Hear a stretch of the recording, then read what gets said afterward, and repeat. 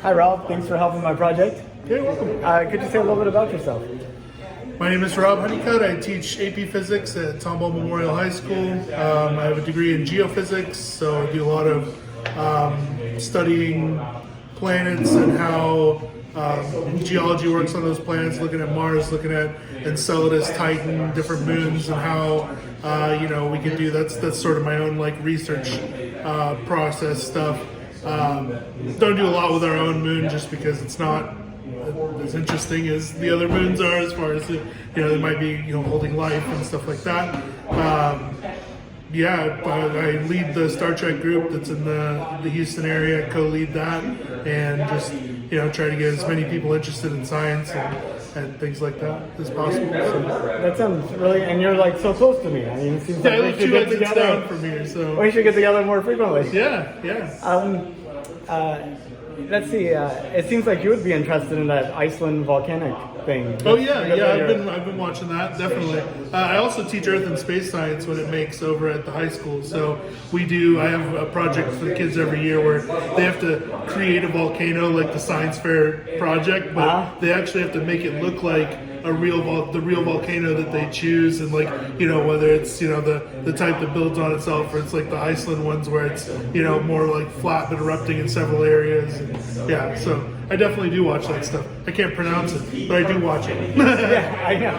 Right? It is.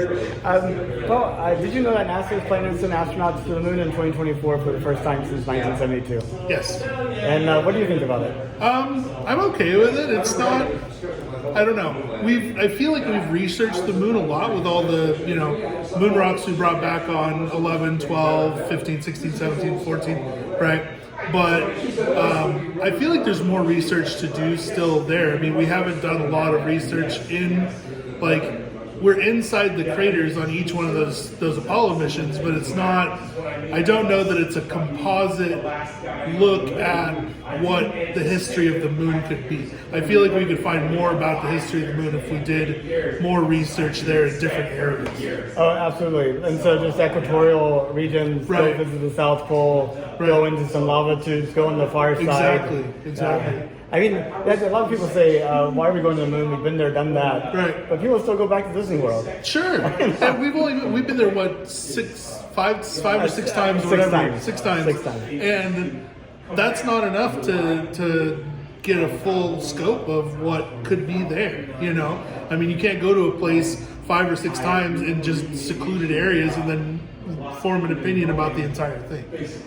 What if you only visited 6 different places on Earth and you said, okay, well, this is how Earth is. But I mean, there's oceans, there's deserts, there's mountains, there's valleys, there's and we're only going to basically the valleys, right? So I think there's a lot more research that can be done.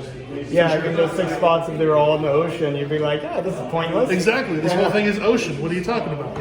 That's actually kind of interesting thing that I learned about the exoplanets thing. Is you may find an exoplanet that has water, but it may be completely water. Sure. And so you don't really have the tidal pools that are there to get all the concentration of the biochemical stuff. Right. So if it was safe and affordable, would you take a trip to space?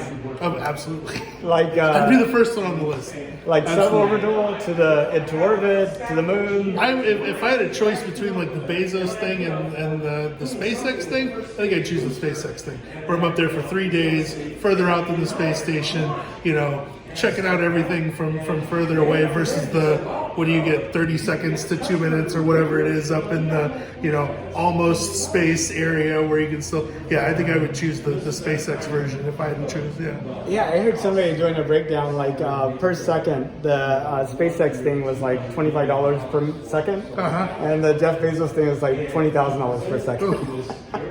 That's wild. But I mean, that's the thing. Elon Musk has been ahead of everybody on every one of these things, And Bezos, we're going out there, and Musk is we're going out there further for several days, and we're going to, do stuff while we're out there. It's not even just going to be this 30-second deal or whatever, So Yeah, I've been following that stuff for a long time since SpaceX first started back in the 2000s and stuff. I've been watching all of that all through his different rocket iterations up till the Falcon series, and then looking at those. And yeah, so I've been following that for quite a while. So. Yeah, for some reason it didn't come on my radar until after like they started seriously trying to recover the first stage. Oh yeah. And then it's like suddenly they just came out of nowhere in my world. Right.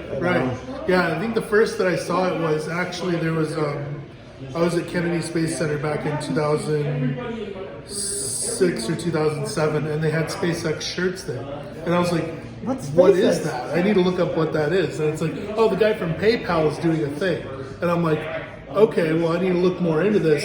Looked at the vision of it, looked at what he wanted to do with rocket reusability, and then, now that's progressed into Mars colonies and the rocket reusability of just going from like London to Tokyo, or those kind of things, and just being able to do that in like 30-45 minutes or whatever.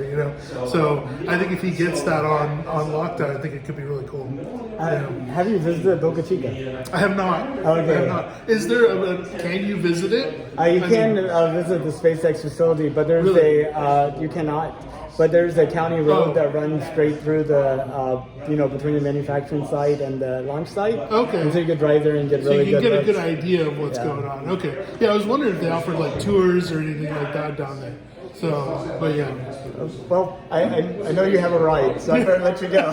Yeah, no problem. Thanks, Rob. Really appreciate it. Absolutely.